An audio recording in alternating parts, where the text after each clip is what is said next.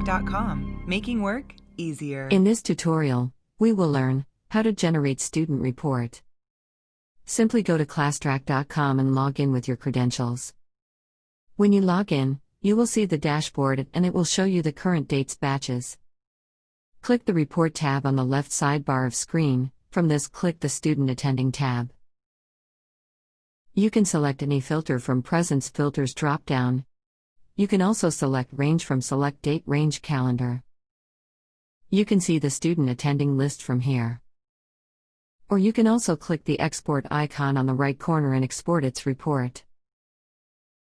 Once it is generated, then you can view the whole report of student. So this is how you can generate student report on ClassTrack.com. Please visit our YouTube channel and see other tutorials. Or simply click on the tutorial button on the top menu of your screen.